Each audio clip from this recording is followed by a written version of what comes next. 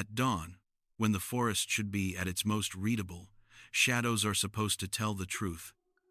They stretch along the ground, revealing shape, distance, intention. For generations, trackers have learned to trust them. A shadow means presence, depth means form, movement means something is there. But in parts of Sri Lanka and southern India, that rule quietly breaks. Rangers describe moments when the forest feels occupied, yet visually empty. A shift in foliage, a sense of motion at the edge of sight, and then nothing that the eye can fully hold on to. No clear outline, no solid silhouette. Most unsettling of all, no shadow where one should exist. Photographs taken in these moments look wrong in subtle ways. The animal appears real, yet strangely flat, as if pressed into the landscape instead of standing within it. The terrain has depth. The light behaves normally, but the subject does not separate itself from the world around it. This isn't a story about speed, or strength, or the familiar drama of a hunt. It's about something quieter and far more difficult to explain. Because when an animal fails to cast a shadow, it doesn't just hide its body. It interferes with how perception itself works. The eye searches for depth and finds none. The brain waits for contrast that never arrives. And in that gap between what should be visible and what isn't, something dangerous can stand perfectly still, not unseen, but unreadable. Where shadows are supposed to exist. In most environments, shadow is not an accident of light. It is a certainty. When sunlight strikes the ground at a low angle during early morning or late afternoon, it exaggerates form. Small rises become pronounced. Flat surfaces gain texture. Living bodies separate themselves from the world around them through contrast and depth. This is when shapes are easiest to read, when the eye becomes most confident in what it sees. That is precisely why dawn and dusk are trusted by trackers. In the forests of Sri Lanka and southern India, these hours are considered ideal for detection. The canopy filters light just enough to prevent glare, while the sun's angle creates long, readable shadows across soil, leaf litter, and stone. For most animals, movement during these hours is a risk. Even perfect camouflage struggles against angled light, because shadow betrays presence long before color or pattern does. A body can match the forest, a shadow cannot. At least, that is the rule. The terrain itself should make concealment harder, not easier. Much of this region consists of uneven ground, exposed roots, low vegetation, fractured rock, and soil that absorbs light without fully flattening it. Under these conditions, shadows tend to fragment, but never disappear. They bend, stretch, distort, but they remain visible. The environment insists on depth, which makes certain reports deeply unsettling. Rangers describe encounters that occur precisely when conditions should be optimal. Clear weather, low-angle sunlight, open lines of sight. Yet the visual cues they rely on fail. Not partially, completely. There is no elongated shadow slipping across the ground. No dark form detaching itself from the terrain. The space where depth should emerge remains visually neutral. The forest behaves normally. Light behaves normally. Everything follows expectation except the subject. This is where the problem stops being about camouflage in the traditional sense. Camouflage, as it's usually understood, relies on pattern matching and disruption. Stripes break outlines, spots confuse edges, color mimics background. But all of these strategies assume that the viewer can still perceive a three-dimensional object.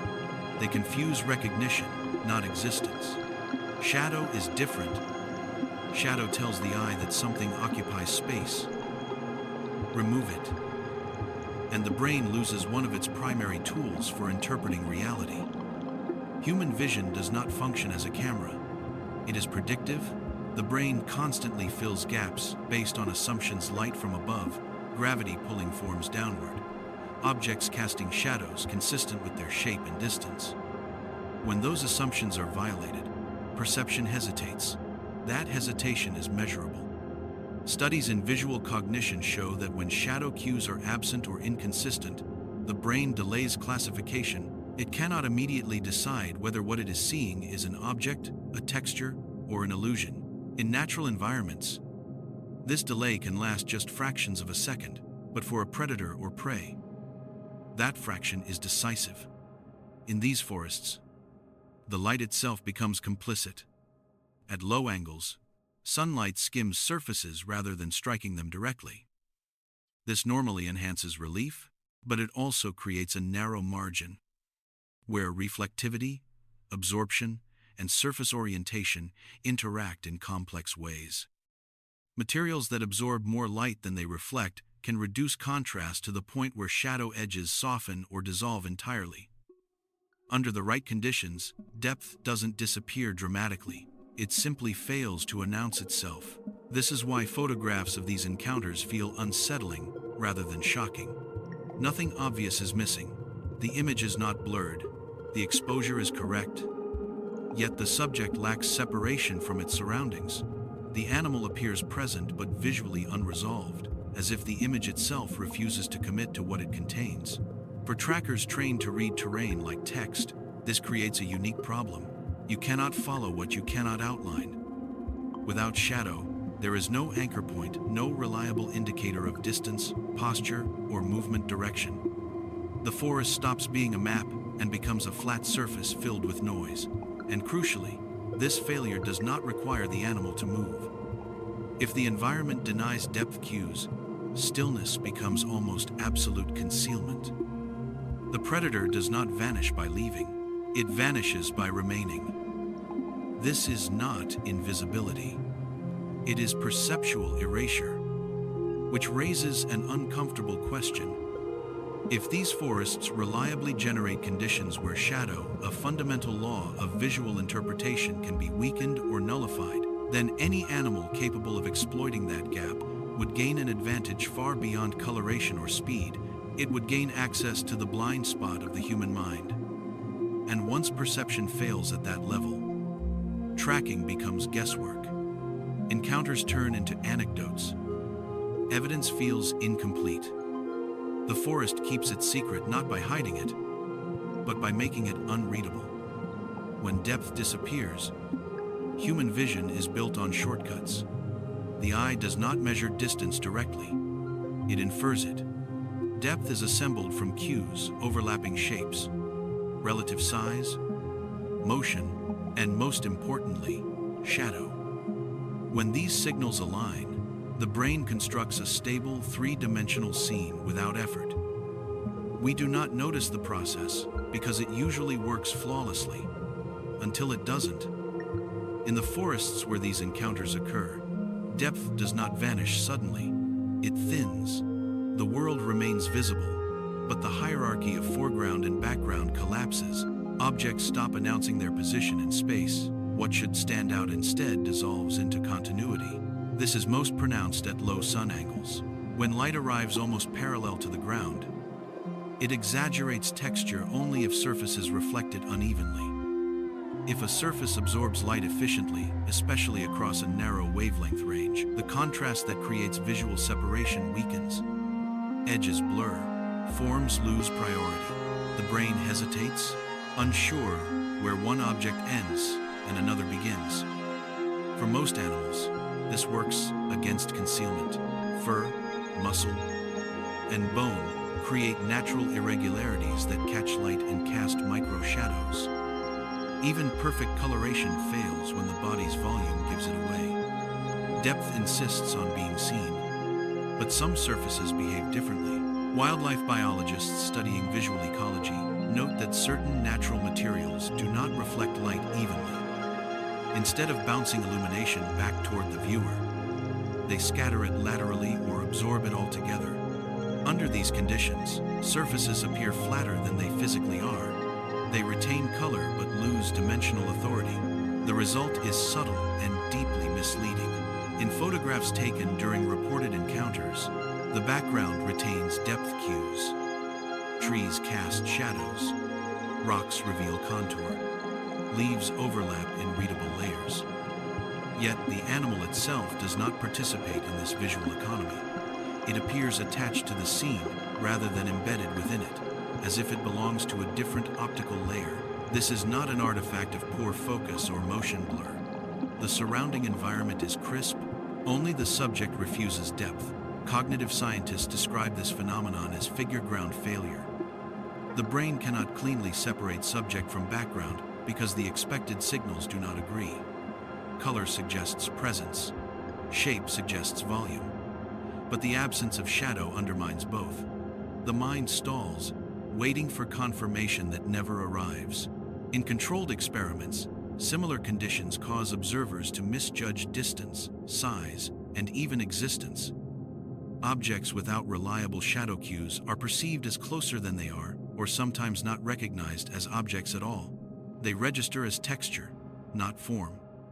In a forest, this failure is amplified. Natural environments are already information-dense. Thousands of overlapping shapes compete for attention. Vision relies on shortcuts to decide what matters. When an object does not announce itself through depth, it is deprioritized almost instantly. The eye slides past it. Attention moves on. This is why witnesses struggle to describe what they saw.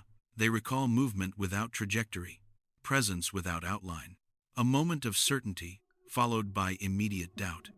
The animal does not vanish in the dramatic sense.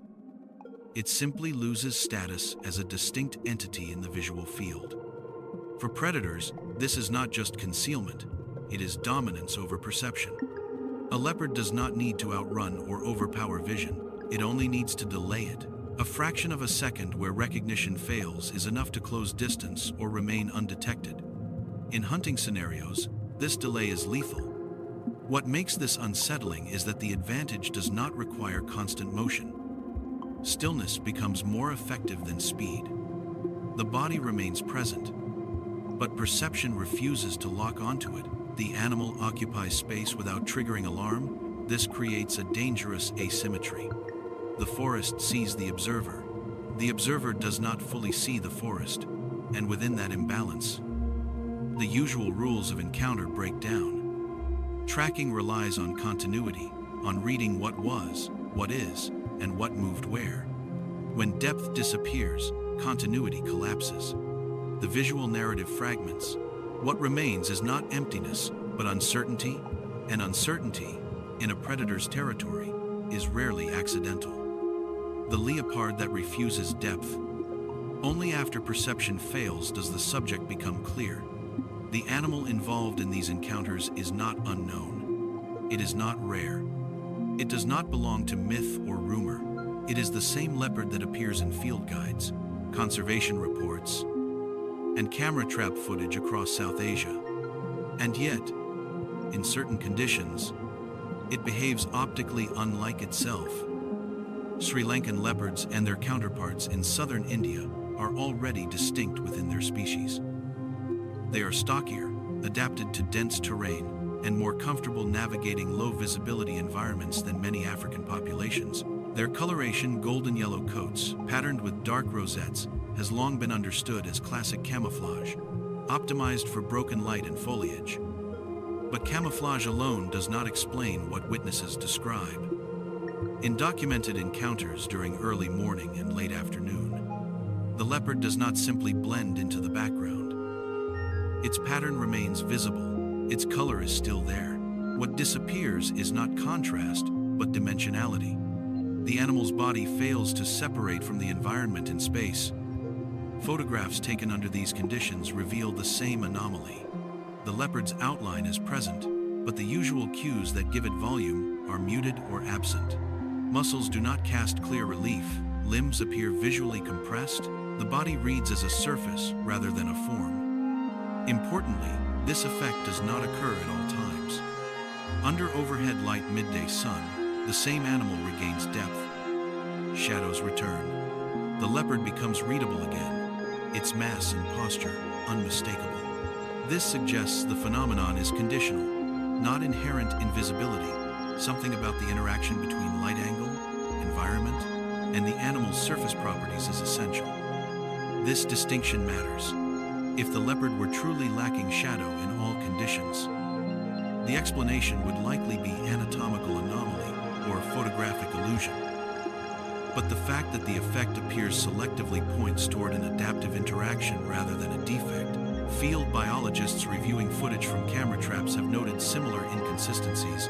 In some frames, the leopard's body reads clearly against the terrain. In others, often taken at oblique light angles, the animal appears flattened, as if its depth has been compressed into the background. These frames are often dismissed as exposure quirks or lens artifacts, but the pattern repeats too consistently to ignore. What makes the leopard a unique candidate for this phenomenon is its behavioral reliance on stillness. Unlike coursing predators that depend on speed, leopards frequently freeze mid-movement. They pause, assess, and allow the environment to settle around them. This behavior already exploits the limits of attention and motion detection.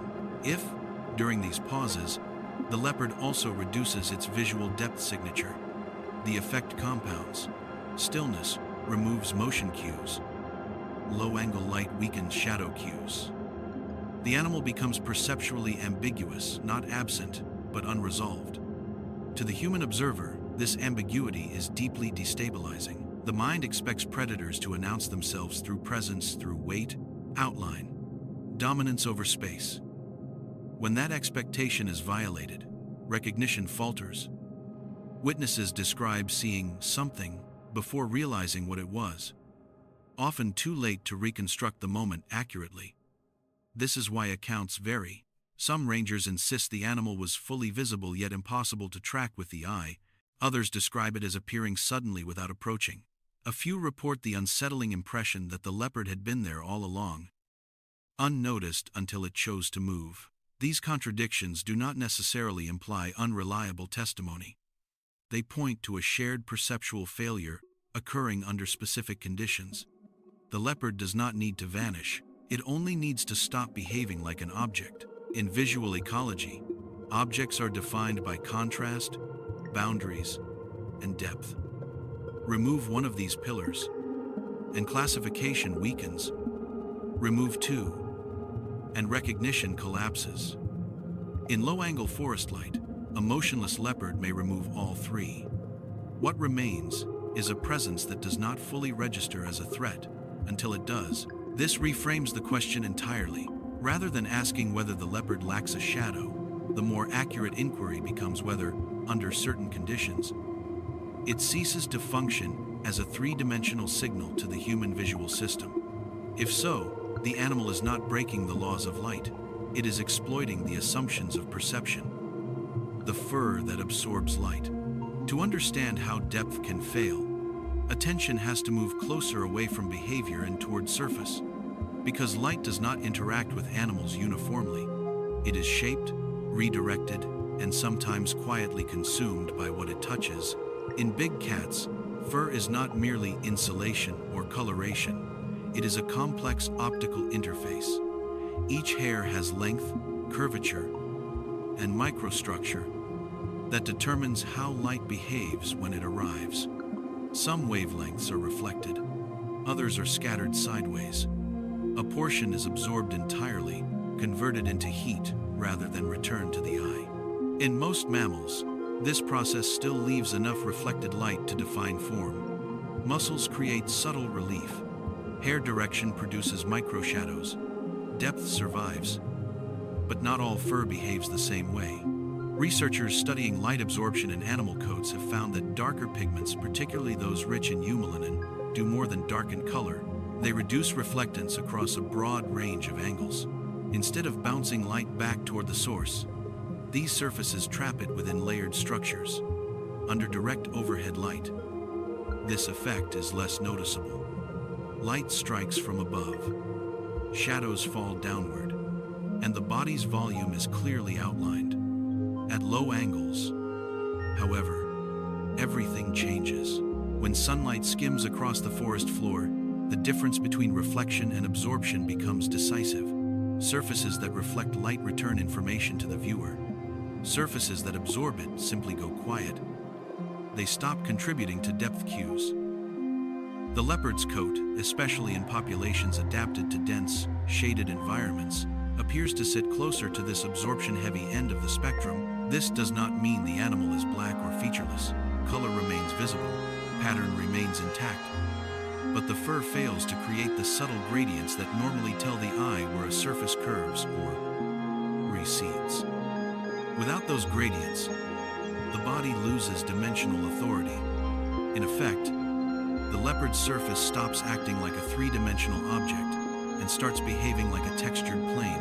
This is where the idea of shadow becomes misleading. Shadow is not only the dark shape cast onto the ground, it is also the internal shading that gives an object volume. When fur absorbs incoming light instead of reflecting it, internal shadows flatten. The body no longer announces its mass through contrast. To the human visual system, this creates a paradox. The animal is clearly present, yet it refuses to separate from its surroundings. The eye searches for curvature and finds none. The brain attempts to reconstruct depth and fails.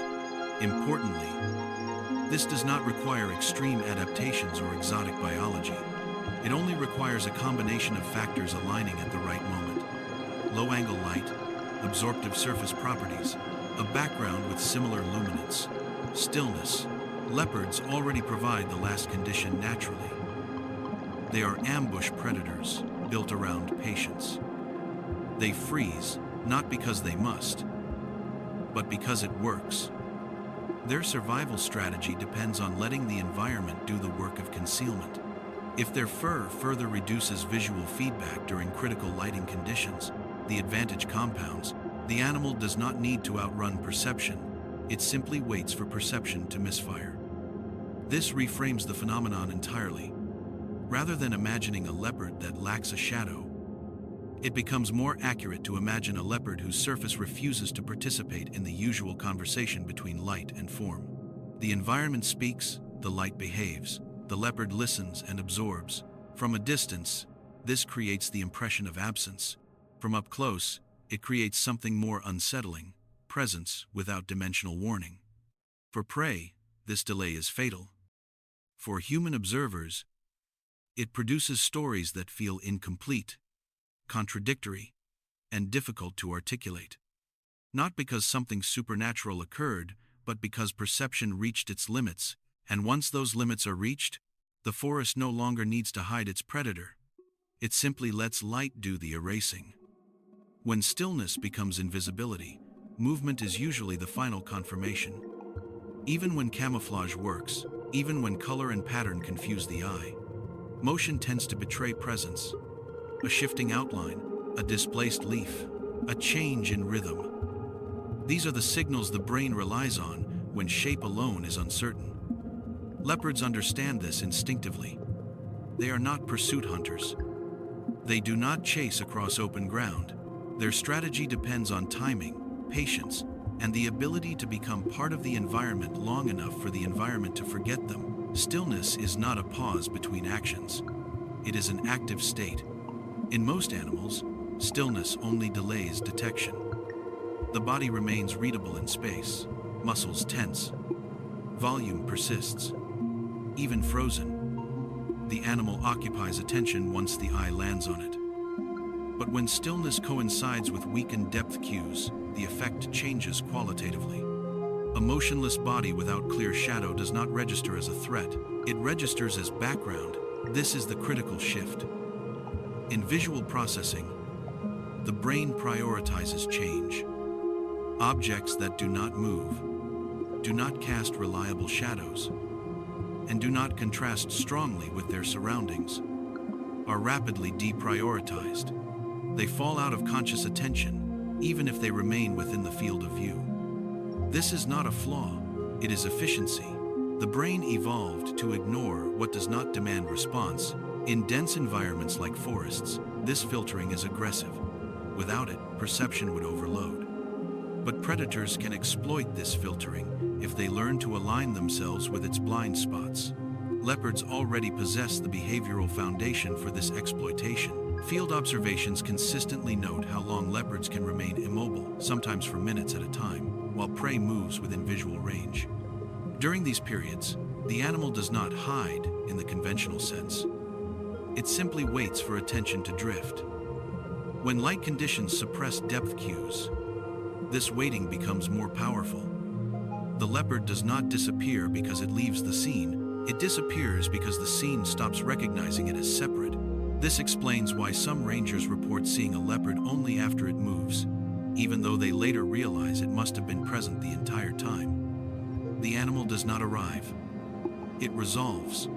The moment it shifts, turns its head, steps forward, adjusts posture, motion, reintroduces depth. The brain snaps to attention. The figure separates from the ground. What was unreadable becomes undeniable. By then, the moment of advantage has passed. From the leopard's perspective, this window is everything. It allows closer approach. It allows assessment without exposure. It allows the predator to decide when and how to re-enter perception. This is not accidental behavior layered onto an optical coincidence. It is the convergence of biology and environment. Stillness amplifies absorption. Absorption suppresses depth. Suppressed depth invites perceptual neglect, and perceptual neglect creates opportunity. For prey species, this can mean the difference between escape and death. A delay of even a fraction of a second can prevent early detection. The animal senses something is wrong only when it is already too late to act. For humans, the effect is disorienting rather than lethal. Witnesses often describe a sense of being watched without seeing anything, a tightening in the chest, an instinctive awareness without visual confirmation.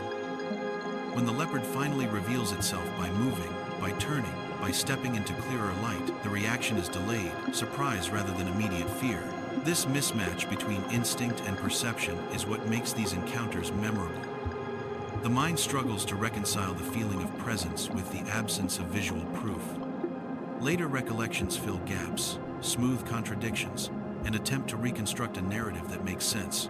But the original failure remains difficult to articulate. It feels like something vanished. In reality, nothing did. The leopard remained exactly where it was, perfectly aligned, with a moment when stillness, light, and surface combine to make presence optional. And when presence becomes optional, invisibility no longer requires concealment, it requires patience. Rangers who lost what they saw. There is a moment in many of these accounts that repeats with unsettling consistency. The ranger does not describe surprise. They describe confusion. They recall noticing something wrong with the scene before noticing the animal itself, a patch of forest that feels occupied, a section of space that seems heavier, quieter, as if movement has passed through it without leaving evidence behind. Then comes the realization, often delayed, that what they are looking at is a leopard, not emerging, not approaching, already there. Several experienced rangers in Sri Lanka describe this exact sequence. They do not claim the animal appeared suddenly. Instead, they describe the disturbing impression that their eyes had been sliding past it the entire time. The leopard had been visible, yet unread. In some encounters, the animal is spotted at relatively close range, well within a distance where identification should be immediate, and yet the brain hesitates. The outline does not lock, the depth does not resolve. By the time recognition occurs, the moment has already passed. One ranger recounts standing still, scanning a tree line during an early patrol. He sensed movement, then saw a familiar pattern of rosettes, but could not place it in space. It looked like an image layered onto the forest rather than a body standing within it. Only when the leopard shifted its weight did the scene snap into clarity. It didn't move into view, he later said. It moved into meaning. These accounts are often dismissed as stress responses or memory distortion, and in some cases, that may be true. But what gives these stories weight is not their drama, it is their consistency across time, location, and personnel. Different rangers, different forests, same failure. What they describe is not invisibility, it is perceptual lag. The animal is seen before it is understood. This distinction matters because trained observers are not casual witnesses. Rangers spend years learning to read terrain, to spot inconsistencies, to trust subtle cues. Their perception is sharpened by repetition. When that perception fails in the same way repeatedly, it points toward a systemic issue rather than individual error. Several rangers also report a specific frustration, the inability to track the animal immediately after sighting. Normally, Once a leopard is spotted, its position can be mentally mapped, even if it moves out of view. The observer can infer trajectory, but in these cases, that continuity breaks. Without a clear sense of depth or posture, the ranger cannot predict where the animal will go next. The leopard does not flee. It does not rush. It simply disengages from visibility.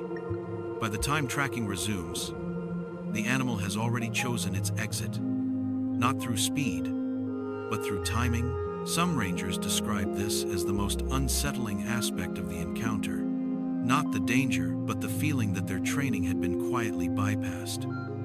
The forest did not behave as expected. The animal did not behave as expected. And perception itself offered no reliable explanation. This produces a particular kind of memory.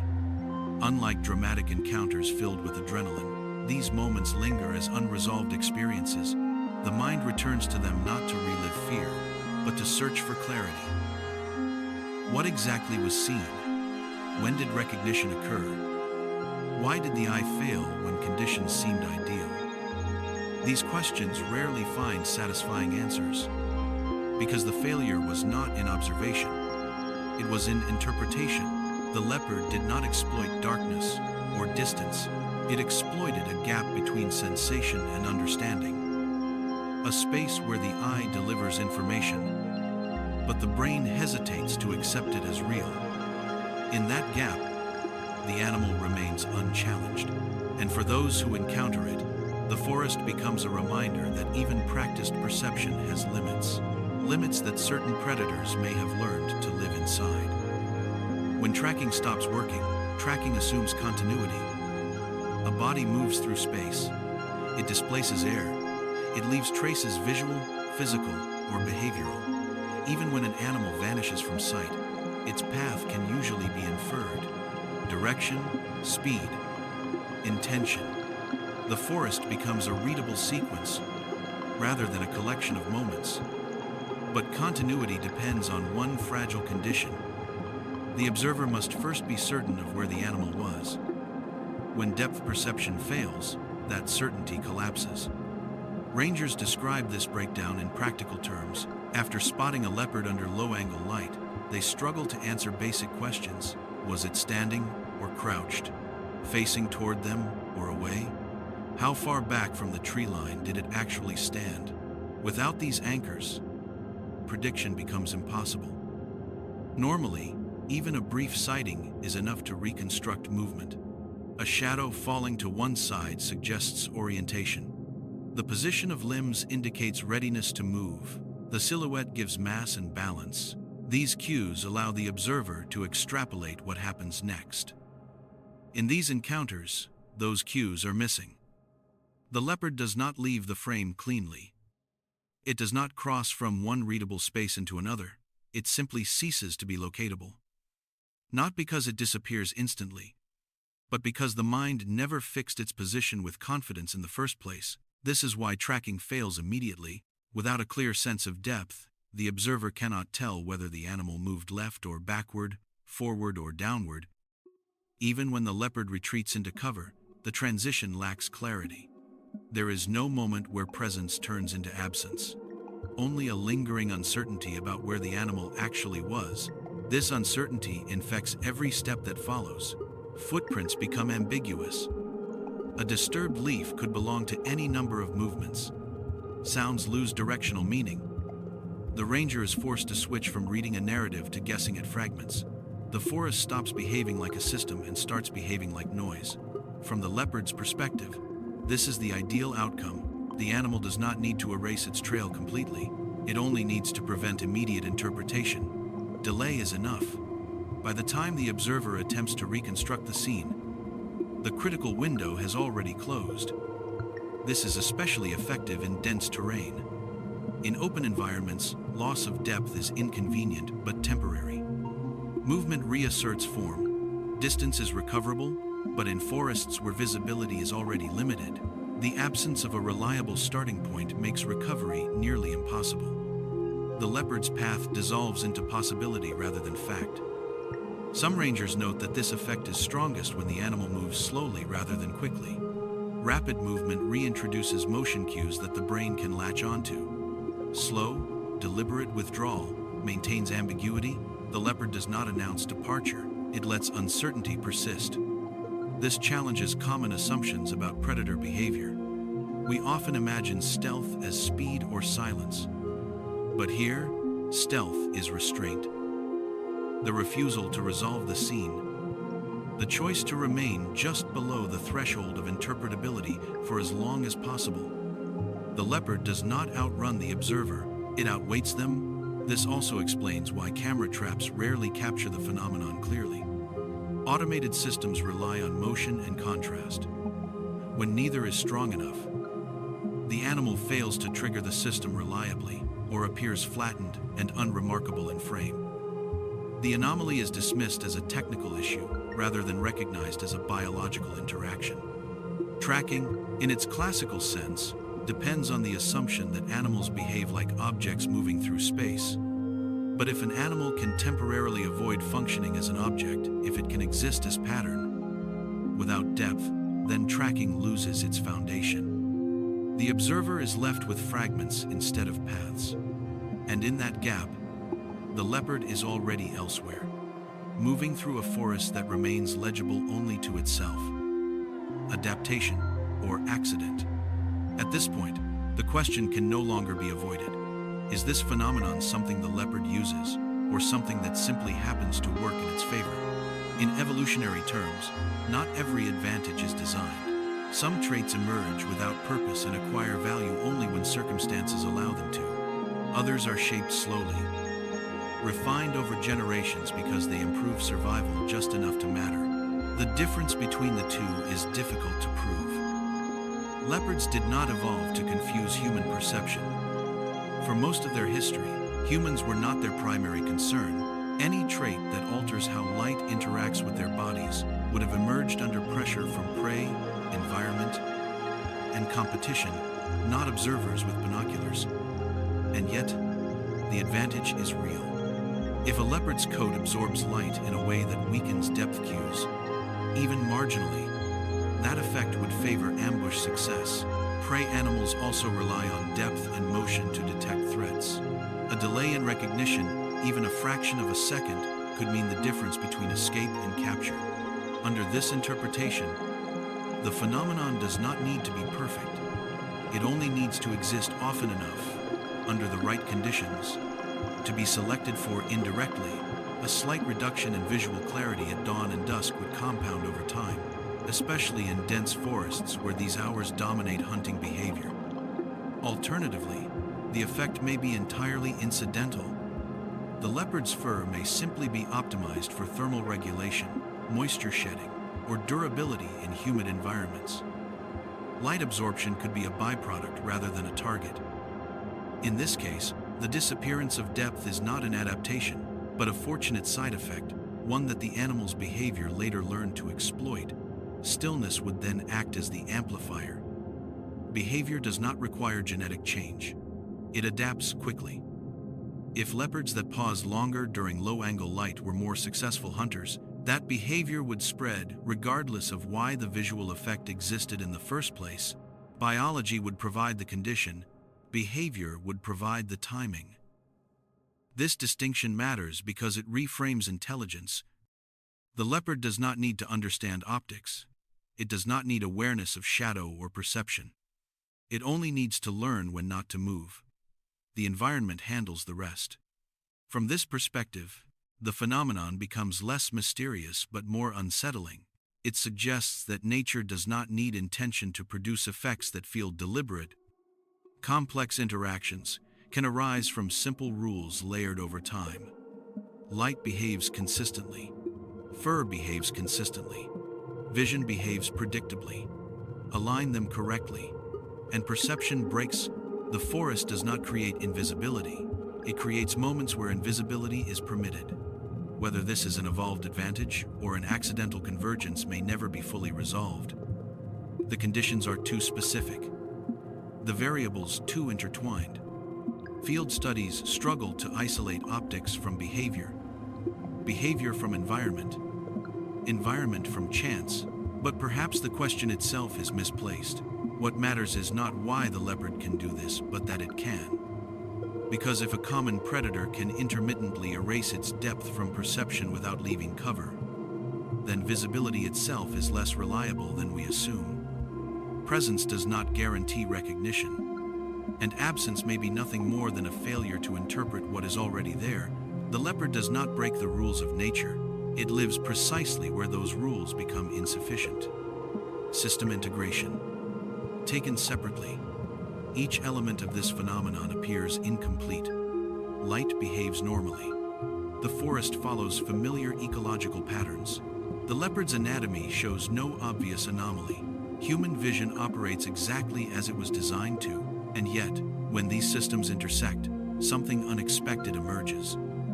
This is not a story about a single adaptation or an isolated trick of biology. It is the convergence of multiple systems, optics, behavior, environment, and perception, aligning at a narrow moment in time. None of them need to fail for the outcome to occur. They only need to interact without compensating for one another. Low-angle sunlight reduces contrast. Absorptive fur suppresses surface feedback. Stillness removes motion cues. Dense terrain overwhelms attention. Together, they form a condition where depth is optional. What makes this integration powerful is its fragility. Change any one element, and the effect weakens. Overhead light restores volume. Movement reintroduces form. Open terrain provides separation. Artificial lighting collapses ambiguity. The phenomenon is not constant, it is conditional. But in the wild, conditions do not need to be constant. They only need to occur often enough. Dawn and dusk are not rare. Stillness is not rare. Forests that fragment light are not rare. Leopards that wait are not rare. The overlap is inevitable. From an ecological standpoint, this suggests that invisibility does not need to be absolute to be effective. A predator does not need to disappear completely. It only needs to delay recognition long enough to control the encounter. In this system, perception itself becomes part of the environment, something that can be shaped indirectly. This reframes how we understand camouflage. Rather than thinking in terms of appearance alone, this case reveals camouflage as a dynamic interaction between observer and observed. The leopard is not hiding from the forest, it is hiding within the limits of how the forest is seen. The observer becomes part of the equation. Human perception, tuned for efficiency, fills gaps automatically. When those gaps widen just slightly, interpretation falters. The brain hesitates, and in that hesitation, advantage shifts. What appears, from the outside, to be a singular mystery, the absence of shadow is actually the visible edge of a deeper system, one that requires no deception, no intelligence, and no intent, only alignment. Nature does not need to outsmart perception. It only needs to wait until perception does what it always does assume. Long-term ecological impact. If this phenomenon were rare or incidental, its impact would be limited to isolated encounters and curious anecdotes. But when a perceptual advantage appears repeatedly within an ecosystem, even in narrow windows, it begins to influence behavior on both sides of the encounter. Over time, systems adapt not just genetically, but ecologically. For prey species, delayed detection changes risk assessment.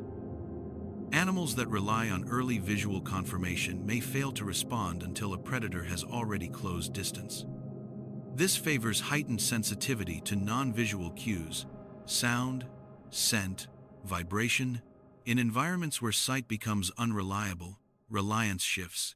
The ecosystem rebalances around alternative warning systems. For the predator, success reinforces behavior. Leopards that pause longer at the edges of light during dawn and dusk gain more consistent outcomes. Stillness becomes habitual. Patience is selected not through intention, but through consequence. Over generations, behavioral tendencies that align with these conditions persist, even if the underlying optical effect remains unchanged. This subtle feedback loop does not require conscious learning. It requires only repetition. The environment also participates. Forests that fragment light, absorb sound, and limit long-range visibility favor ambush strategies over pursuit. In such systems, predators that exploit perceptual gaps exert pressure on prey populations differently than those that rely on speed or endurance. Movement patterns shift, feeding times adjust. The rhythm of the ecosystem drifts toward moments where ambiguity is highest. From a conservation perspective, this matters. Human monitoring relies heavily on visual confirmation camera traps, patrol sightings, aerial surveys. If certain predators intermittently evade depth-based detection, population estimates may skew. Presence may be underreported, behavior may be misinterpreted. Management decisions could be shaped by incomplete perception. This does not mean leopards are disappearing from record.